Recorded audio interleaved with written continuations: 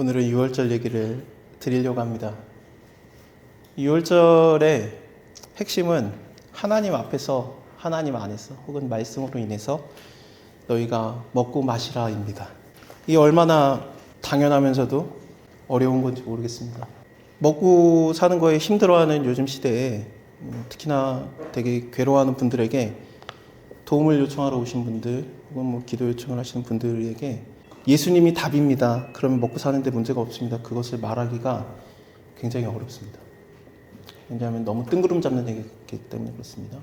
혹은 자기의 영광이 다 무너진 사람한테, 영광이라고 보기는 어렵고 칭찬과 명성인데 그것이 다 무너진 사람에게 예수를 믿으면은 당신에게 영광을 허락하실 겁니다 라는 것을 말하기가 어렵습니다.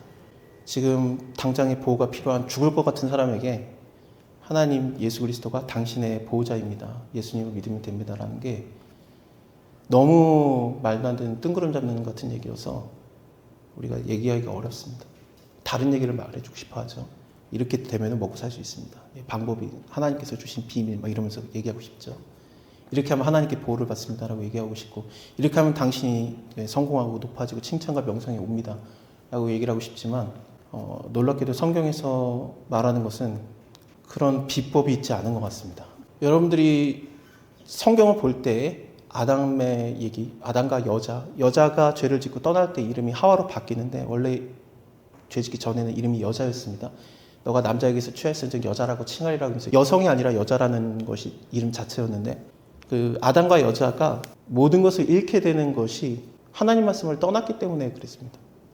그렇기 때문에 먹고 사는 것에 문제가 없었던 하나님 안에서, 에덴 동산에서 떠나서 이제는 자기가 밭을 기경해서 먹어야 되는 상황이 됐고, 하나님 말씀을 떠났기 때문에 그 영광이 빼앗겼고, 하나님 말씀을 떠났기 때문에 하나님의 완전한 보호에서 쫓겨날 수밖에 없었습니다.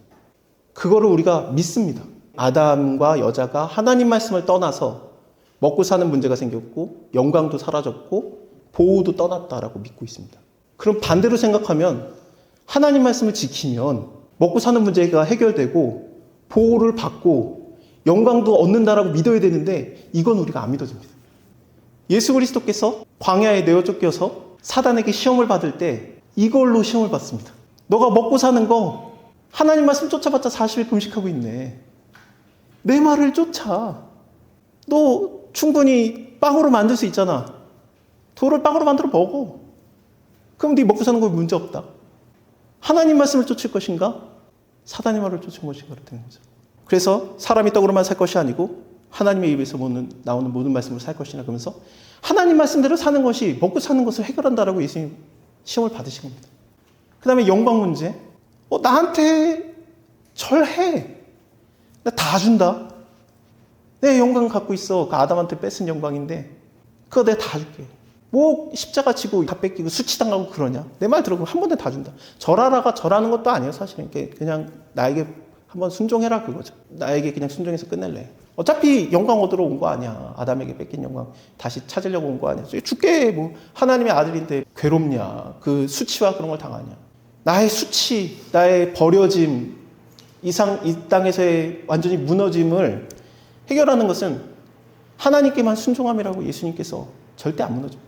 쉬운 방법이 있는데 어려운 길을 택합니다. 하나님 말씀을 쫓는 것은 어려운 길입니다. 하나님 말씀 쫓아? 그래. 그럼 시편에 기록되었을 때 하나님 말씀이 뭐라고 돼 있어?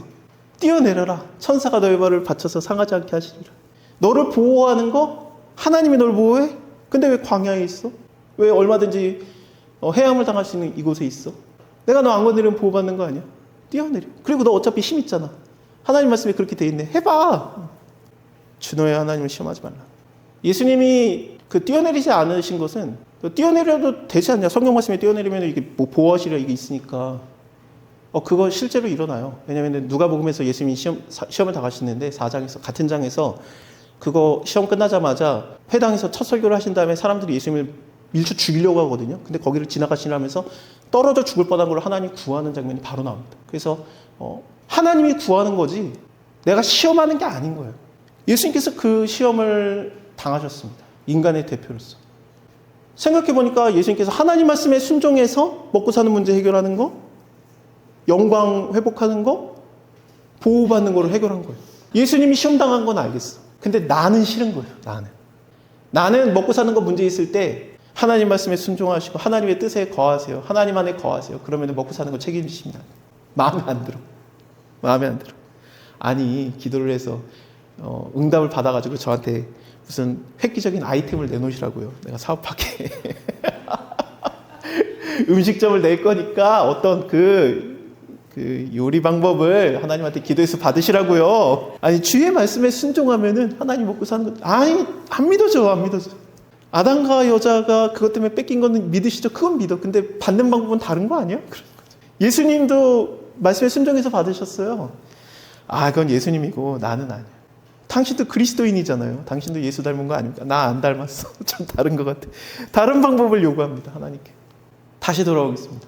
주의 말씀에 거하고 주님의 뜻에 거하고 하나님의 순종하면은 주님 안에 품 안에 있으면은 다 해결받는다입니다. 6월절의 개념이 이것입니다. 너가 내 안에서 먹고 마셔. 내가 구원을 이룰게. 그런 거죠. 양 잡아. 불에 구우는 바베큐 스타일로 하자. 그리고 쓴나물과, 여기 쓴나물이라는 게 꼭 그 쓴 거 같이 먹고 고통이라는 게 아니라 향 재료가 나는 채소입니다. 그러니까 쉽게 말하면 우리로 따지면 깻잎 같은 느낌이에요. 그러니까 맛있어요, 더. 그 맛이. 그래서 그거 먹고 마시고 나갈 때 너네가 이제 일주일 동안 이 유월절이 끝난 다음에 일주일 동안 무교병을 먹는 무교절이 일어나는데, 그러니까 빵 먹는 절기죠. 도망가면서 먹어야 되니까. 그것도 가져가게 하시면서 먹고 마시자 하는 겁니다. 그러면 너의 구원이 이루어진다. 그것이 유월절입니다. 얼마나 은혜입니까? 근데 안 믿어져. 내가 장자 다 죽일 거야. 내가 애굽에 있는 처음 난 거 다 죽일 거야. 맷돌 뒤에 있는 여종의 장자까지도, 파라오의 장자부터 애굽에 처음 난 거, 생축 처음 난 거 다 죽일 것이다. 전무후무한 큰 곡성이 있을 것이다. 그래서 어마어마한 죽음이 이를 때, 지금까지는 죽이진 않았어요. 하나님 10가지 재앙, 9가지 재앙까지도 사람이 힘들거나 괴롭거나 그 경제적인 타격을 입거나 그 정도였지, 몸에 아픔이었지, 죽는 건 없었는데, 죽음이 일어날 때 너를 구하는 방법이 이것이다. 바비큐 파티를 해라. 이게 얼마나 믿기 어렵습니까? 다른 방법 없어요. 좀 더 제가 납득할 만한 어려운 비법이 없습니까, 하나님? 아니야. 네가 내 안에 거하면서 먹고 마셔라. 그럼 네가 구원을 얻으리라. 하나님께서는 구원하실 때 안에 품으셨다가 구원하시고 밖으로 팍 퍼뜨리시는 방법을 많이 사용하십니다. 애를 가졌을 때 어떻습니까? 애가 엄마의 뱃속에 품어졌다가 나오죠. 하지만 그것에 똑같은 것처럼 애가 나왔지만 내 안에 품었다가 계속 품고 있으면 죽어요. 그렇죠? 뱃속에서 계속 있으면 죽는 것처럼 나와야 될 때 나와야 돼요. 근데 내 애도 내가 품고 있다가 얘를 갖다가 놔줘야 될 때가 있습니다. 부모를 떠나 그게 되는 거죠. 그래서 이 부모를 떠난 딱 때가 되면은 걔가 그러면 또 살아나요. 우리는 못 놔주지. 내 자식인데 어딜까. 물론 이게 뭐 같이 살고 말고 그게 문제가 아니라 내가 이제 컨트롤하려고 하는 거죠. 근데 어느 정도는 우리가 보호하는 건 맞지만 그 이후로는 나가야 돼요. 그것처럼 너희가 그 6월절에 그때 장자의 죽음이 일어날 때 문 밖에 나가지 마라. 그럼 죽는다는 거죠. 그래서 너희가 그 안에 있어라. 그래서 안에 품어져 있다가 팍 나가게 되는. 그래서 너희가 이제 이스라엘 땅으로 이제 가라. 가나안 땅으로 가라 하면서 떠나 보내시는 겁니다. 그것처럼 예수님의 제자들도 너희가 이제 예루살렘에 거하면서 기도하며 성령 받기를 준비해라. 그러면서 성령 받을 때까지 예루살렘에 거하고 있었고, 근데 성령을 받았는데도 안 나가니까 이제 사도 야고보라든지 스데반이 죽으면서 그들이 탁 퍼져나가면서 예루살렘과 온 유대와 사마리아 땅끝까지 퍼져나가는 그것이 보여지는 겁니다. 이제 어느 정도가 되면은 주님의 뜻을 갖고 세상 밖으로 나가는 게 아니라 주님의 뜻을 갖고 더 뻗어져 나가는 것이 하나님의 원하시는 세상의 질서인 겁니다. 같이 있는 거는 좋은 거예요. 아름다운 마음들이 모여서 이건 좋은데, 어느 정도 성장을 했으면 나가서 하나님의 뜻을 전하고 하나님의 뜻대로 살고 말씀 안에 거하고, 그것이 필요한 거죠. 먼저 구원을 받는 것은 내가 하나님 안에 완전히 결박되어서 거하고 있는 것, 그 안에 거하는 것입니다. 그럴 때 너가 먹고 사는 문제, 그리고 보호받는 것에 대해서 두려워하는 것, 그리고 영광이 무너지는 것, 그거에 대해서 어떻게 하면 해결을 받을까요? 그럼 주님 안에 거하라. 이게 먼저인 거예요. 주님 안에 거해서 내가 그 안에서, 하나님 안에서 다시 살아나고 회복을 받고 그리고 주님의 뜻대로 다시 보내심을 받는 것이 옳은 것입니다. 하나님은 자기의 품 안에 품었다가 떠나게 할 때 그들을 뭐라고 보셨냐면 이스라엘의 군대라고 말하셨습니다. 그래서 이스라엘 군대가 여호와의 군대가 나왔다라고 41절에 430년이 마치는 그날에 여호와의 군대가 애굽 땅에서 나왔은지 하면서 이제 그냥 나가는 사실은 그냥 어중이 떠중이 백성들인데 하나님께서는 그들을 군대라고 하시면서 너희가 나와 동행하면서 이제 같이 나가는 것, 세상 밖으로 나가는 것은 선한 싸움을 하러 나가는 나의 군대들이다. 여호와의 군대다라고 평가를 해주신 겁니다. 사실 제대로 싸운 적이 없죠. 근데 하나님이 그냥 군대라고 말하신 겁니다. 그것처럼 신약 시대를 사는 우리에게는 예수 그리스도를 인해서 성령 받은 우리에게는 어떻습니까? 우리도 교회에서 하나님 안에서 그리고 또 믿음의 가정 안에서 충분히 보호를 받고 또 세상 밖으로 나갈 때 그 나가는 우리 한 명 한 명을 하나님께서는 우리를 군대라고 보시는 거죠. 그래서 너희가 전신갑주를 취하라 그러면서 허리에 띠를 띠고 이렇게 나가라. 서서 진리의 띠를 띠고 의의 흉배에 붙이고 평안의 복음의 신을 신고 하면서 나가라라고 하는 게 내가 마치 예수 그리스도의 군사인 것처럼 이렇게 표현을 하시는 겁니다. 하지만 하나님께서 우리가 싸우라고 하는 게 아니라 이것처럼 그냥 어중이 떠중인데 나가. 내가 보호할 거야. 내가 싸울 거야. 걱정 말고 나가. 내가 혼자 하는 거야. 너는 내 안에서 할 것이 무엇이냐? 먹고 마셔라 입니다. 희생을 강요하지 않습니다. 하나님께서는 우리가 구원받는 것에 대해서 너가 좀 노력을 해라. 전혀 없습니다. 뭘 하나님이 우리에게 요구하십니까? 뭐랄까 순전하게 있어라. 물론 그걸 원하시겠지만 우리를 구원하실 때는 요구사항이 없었습니다. 나랑 같이 있으면 돼. 첫째들을 하나님이 죽이셨는데 전 둘째니까 괜찮습니다. 아시는 분은 아시겠지만 형하고 사이가 대단히 별로 좋지는 않습니다. 제가 이 시대에 살았으면은 주님의 말씀을 온전히 믿고 문설주의 피를 지웠을 겁니다. 이런 합법적인 형을 제거하는 근데 그게 아니라 첫째를 죽이시는 이유는 예수 그리스도에 대해서 알리셔야 됐기 때문에 그렇습니다. 하나님의 맏아들이신 하나님의 독생자이신 예수 그리스도의 죽음이 너희를 대신한다는 걸 보여주기 위해서 장자들을 죽이시는 걸 한 겁니다. 차자니까 괜찮다 그런 개념이 아닙니다. 죽어야 되는데 살리면은 그것은 하나님 겁니다. 이게 되게 간단한 논리인데 내가 죽어야 되는데 저 사람이 나에게 생명을 구했다. 그럼 나의 생명은 그 사람 겁니다. 그렇죠? 내 생명을 살렸으니까. 그래서 나는 그의 소유가 되는 그런 주종의 관계에 들어가는 것이 이게 생명의 대가입니다. 이것을 통해서 하나님께서 이루시는 방법이 뭐였냐면은 계속 이걸로 이스라엘 사람들에게 끌고 가는 게 뭐냐면 첫째 장자는 다 죽어야 되는데 내가 살렸으니까 너희는 내 것이다 라고 말합니다. 저는 이게 너무너무 하나님의 은혜라고 생각합니다.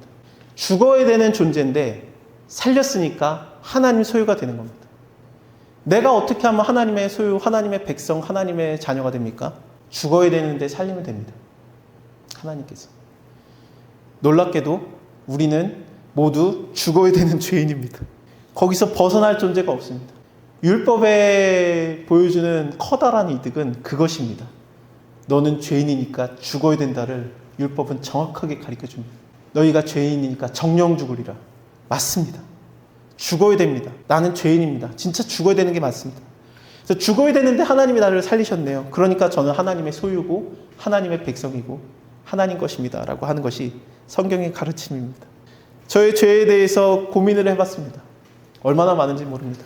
제가 어버이날에 제일 하기 싫은 일이 어머니께 편지 쓰기, 아버지께 편지 쓰기였습니다. 쓰다 보면은 부모님 감사합니다로 시작을 했다가 한 장이 다 반성문으로 채워집니다. 다시는 안 이럴게요. 이거 죄송해요. 나는 왜 이렇게 죄인일까요? 그렇습니다. 죄에서 벗어날 자가 없습니다. 내가 부모에게 지은 죄도 한번 써보면은 반성문으로 다 써지는데 하나님께 지은 죄에 대해서 쓰면은 끝이 없습니다. 내 안에 감추어진 내가 스스로 알지 못했던 그 죄가 드러났을 때 고범죄뿐만 아니라 숨겨진 죄까지 드러나면은 하나님 앞에 살 자가 없습니다. 그렇습니다. 저는 쫓겨나고 죽어야 됩니다. 그런데 하나님께서 저를 대신하셨기 때문에 어린 양의 피이신 예수 그리스도께서 그것을 씻으셨기 때문에 우리는 사함을 입은 거고 하나님 것이 되는 겁니다. 그래서 주님 안에서 먹고 마실 수 있습니다. 단지 진짜 이 땅에서 먹고 마시는 것뿐만 아니라 예수님을 먹고 마시는 것으로 시작이 됩니다.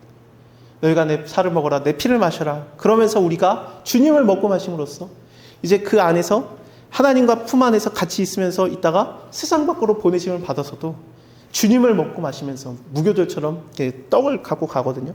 그러면서 계속 하나님의 떡이신 예수 그리스도의 살을 먹으면서 그러니까 하나님과 늘 교제하면서 우리가 전진할 때 하나님께서는 너가 참 나의 군사고 용사다. 너를 통해서 내가 나의 나라를 확장하겠다. 하나님의 나라를 확장하겠다. 그러면서 천국이 저희 것이미요가 되는 거죠. 천국이 저희 것이면은 우리가 바로 천국이라는 얘기입니다. 하나님의 나라고 하나님의 통치가 일어나고 여러분이 가는 곳마다 여러분이 뻗어나가는 곳마다 하나님의 뜻이 이루어지는 곳이 되는 겁니다. 하나님의 통치가 일어나서 수많은 사람들이 여러분들을 통해서 먹고 마시며 하나님을 발견하는 일이 일어나는 겁니다. 그래, 구원 받았어. 하나님 안에서 먹고 살아. 뭔지 알겠어. 근데 하나님께서는 놀랍게도 그래, 네가 내 안에서 먹고 사는 거, 내 안에서 보호받는 거, 내 안에서 영광을 얻는 거, 이것을 갖다 해줄게라고 하시는 방법이 뭐냐면은 홍해바다 앞에 가가지고 장막을 치게 합니다. 이거 3개 다 문제 일어나거든요. 일단은 죽을 뻔하죠. 그래서 하나님 보호자라는 걸 여기서 경험시키는 거고, 그 다음에 영광을 그들이 봅니다.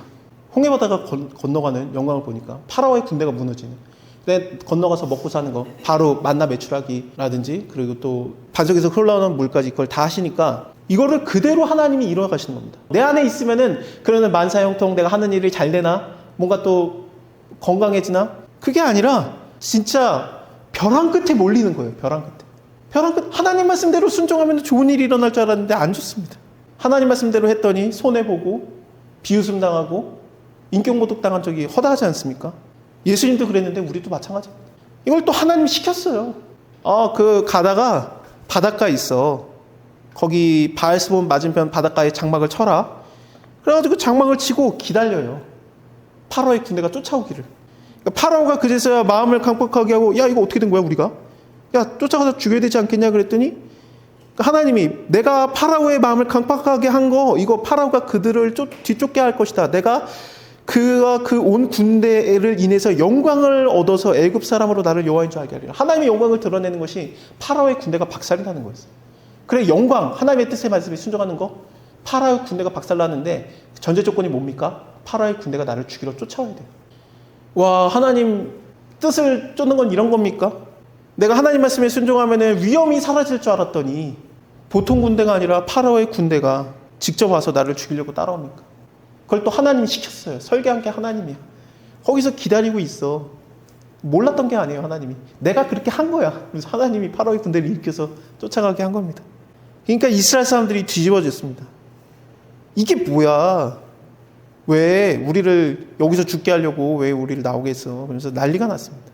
야, 여기서 우리가 죽는 거, 야, 애굽 사람을 섬기는 것이 광야에서 죽는 것보다 낫겠노라라고 12절에서 막 속이 상해 죽겠는 거예요. 진짜 죽을 것 같은 거예요.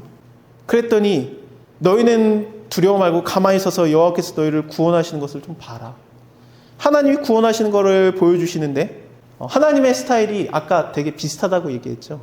그러니까 아까 했던 행동들이 뭐 이렇게 안으로 품었든지 밖으로 나가게 하는 거라든지 그것이 성경 전체를 통해서 흐르듯이 과거에 있었던 하나님, 미래에 계시는 하나님, 지금 현재 일하시는 하나님이 동일하신 하나님이기 때문에 스타일이 많이 안 바뀌세요. 똑같은 걸 하시는 게 아니라 하나님의 일하시는 스타일을 통일시키시면서 내가 일하고 있는 거 맞다라고 표현을 하시는 겁니다. 딸이 칭찬받을 짓을 했을 때 제가 몰래 걔가 좋아하는 아이스크림이라든지 용돈을 책상에 놓고 갑니다. 누가 줬는지 모르죠. 다음에도 잘했을 때 제가 똑같이 합니다. 물론 누가 줬는지 모르죠. 얘가 몰라주니까 제가 어떻게 하냐면은 그 아이스크림을 제가 일부러 먹고 있으면서 그걸 준 건 나다라고 하면서 생색내고 싶어서 안달이 나거든요. 그러면서 나중에 주면 어떻게 합니까? 내 딸이 이거 아버지가 준 거다 아는 것처럼 하나님도 똑같습니다.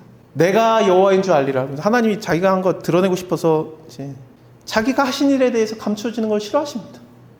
내가 너를 돕는 자다. 내가 너의 보호자다. 내가 너에게 영광을 주는 자다라는 걸 보여주고 싶고 생색내고 싶으셔서 안달이 나신 분이십니다. 그 하나님께서 내가 너희를 구원한다라는 것을 생색내기 위해서 이스라엘을 구원하는 방법, 이스라엘이 홍해바다를 건너는 방법을 그러니까 보호받는 방법이죠. 그 방법, 그리고 하나님의 영광이 일어나는 그 한 번에 일어나는 그 방법으로 하나님이 쓰시는 것이 무엇이냐? 천지창조의 사역을 그대로 갖고 오십니다. 천지창조의 사역 때 흑암이 깊음 위에 있고 하나님의 신이 수면을 운행하시고 빛이 일어나고 빛과 어둠이 나눠지고 그게 보시기 좋은 날이었고 그 물이 나눠져서 하늘의 물과 땅의 물로 나눠지고 또 땅의 물도 물과 물이 나눠져서 묻이 드러나서 바다와 땅이라고 칭하는 첫째 날, 둘째 날의 사역을 하나님께서는 이스라엘에게 그대로 보여주십니다.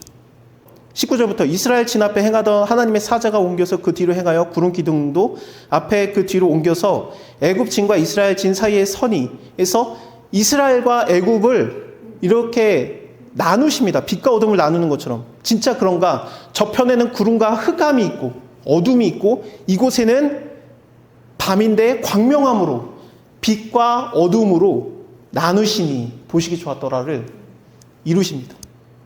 그 다음에 일어나는 게 뭐겠습니까? 하나님의 신이 수면을 운행하시니라라고 하는데 그 수면을 운행하시다. 물 위를 하나님이 운행하다라고 하는데 그것이 하나님의 신이라는 단어가 바람이라는 단어랑 동일한 단어입니다. 그래서 모세가 바다 위에 손을 내밀어서 여호와께서 큰 동쪽의 바람으로 밤새 불게 하시고 바닷물이 물러가게 하시는데 마치 동쪽의 바람이라는 것이 하나님의 바람이 수면을 운행하시다라는 바람과 하나님의 신 그것이 동일한 단어이기 때문에 천지창조의 그 모습이 그대로 보여주는 거죠. 무리를 운행하시는 하나님. 그리고 물과 물이 나눠져서 묻이 된지라 그것처럼 바닷물이 물러가게 하시니 물이 갈라져서 바다가 마른 땅이 된지라 물과 물이 나눠져서 묻이 된지라. 이 천지창조의 첫 번째 날과 두 번째 날에 일어나는 일을 순서대로 그대로 하나님이 이루시면서 천지창조를 이룬 내가 여호와 하나님이 지금 너희를 구원하고 있는 거야. 창조의 하나님이 구원의 하나님이야. 너희를 구원하는 자가 천지를 창조한 나야. 내가 못 구원하겠느냐라고 하나님이 어마어마하게 생색을 내시는 겁니다. 이 커다란 일이 드러났을 때 하나님의 사람들은 구원을 받고 그리고 건너가서 물론 불평을 했지만 먹고 마시게 되고 애굽 사람들은 그대로 물에 사장되어 죽습니다. 노아의 홍수처럼. 하나님을 따르는 자와 따르지 않는 자의 극렬한 차이를 여기서 보여주시면서 창세기에서 일했던 하나님이 그가 바로 나다. 내가 너를 구원자다. 창세기를 믿는 여러분, 출애굽기에서 하나님이 일하시는 것을 믿는 여러분, 지금의 오늘 우리에게 천지창조의 능력으로 홍해바다를 가르시고 구원하셨던 하나님의 권능으로 여러분들이 구원받게 될 줄을 깨달으시길 주님의 이름으로 소원합니다.